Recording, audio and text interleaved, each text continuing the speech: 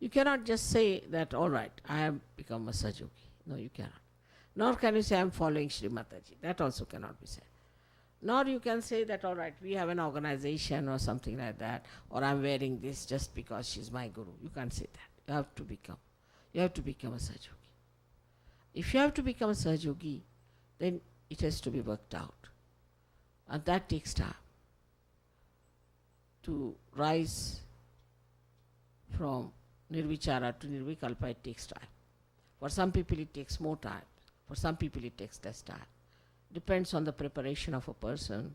Also I would say previous lives, good deeds, and these lives, understanding, so many things are there. So it takes time. But at least one can talk about it.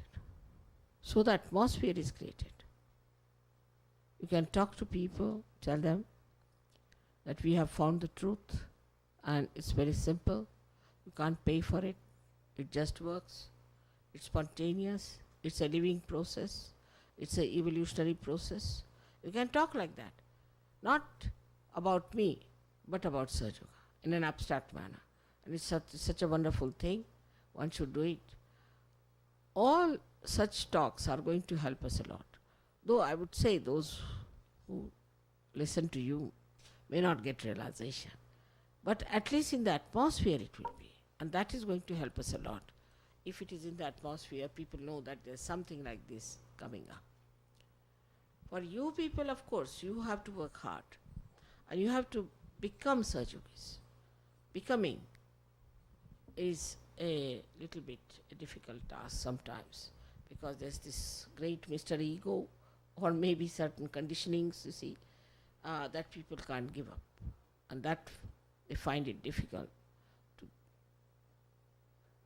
get out. But if you know how to raise your Kundalini, she will manage it. She knows how to do it, and she will give you that status. But first and foremost thing is to meditate and to raise your Kundalini. Meditation is the only way you can grow. There's no other way out. Because when you meditate, you are in silence.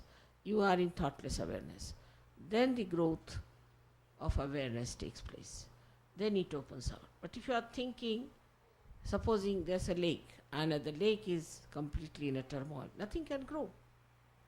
But supposing it is silent, then lotuses can grow, anything can grow in it. In the same way, if your mind is agitated and your growth is not yet fully expressing itself, then it's such a vicious circle that you are agitated and your growth is hindered. Again you are agitated, your growth is hindered.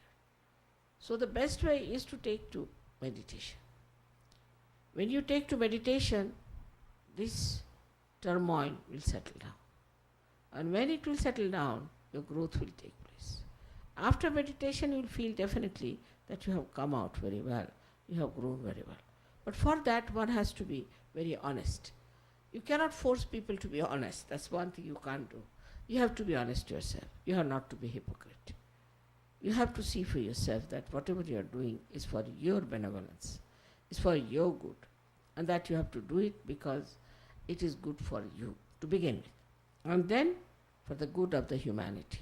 You are doing for the good of the humanity. Now, some people who come for the first time will have lots of doubts because of ego. They have lots of doubts because of ego. How can that be? How can this be? All kinds of things they ask. Now, you have to say that first of all, you develop your insight. You develop your enlightenment. Your light is not sufficient. In the light only there are no doubts. Supposing in darkness you think that this table has no cover. It's all right. You can think whatever you like. But when there is light, you see for yourself there is a beautiful cover on top of this table. In the same way, it happens to us that we have to achieve a state. And once we achieve that state, then there's no question, there's no doubt, there's nothing, and you become so empowered. It is such a simultaneous thing. It works as soon as you achieve something, it works. When it works, then you are convinced. I'd say it's a very beautiful new chain starts within yourself, and then you really starts enjoying your joy of yourself. But that portion for anyone is little risky. For anyone. If you have crossed that, then you are above it. But if you are still little bit in between, be careful. You can be deluded. You can be quite deceived about it, because we have all kinds of people in Sahaja Yoga. The door is open to everyone. We get many negative people also. They are still lingering on the periphery. And you are also on the periphery, then you meet those people. And you think, how can that be? This person was so bad. He says he's a Sahaja Yogi, but he was like this, like this, like this. That shows one thing for definite, that if you see somebody of that kind, of that mentality, which is not Sahaja, if you see someone who is not up to the mark and who behaves in a very mundane manner, or maybe in a very ridiculous manner, know that that person is not a Sahaja Yogi. But you have to be a Sahaja Yogi. Don't judge Sahaja Yoga by other people. You judge it by your own ascent and by your own enlightenment. If you are not enlightened, you cannot see anything. Even if you are slightly enlightened and not enlightened fully, then you see other people. Don't see other people. See yourself. Seeing yourself, you will become more aware and more conscious. And once this awareness grows, you start seeing the truth as it exists.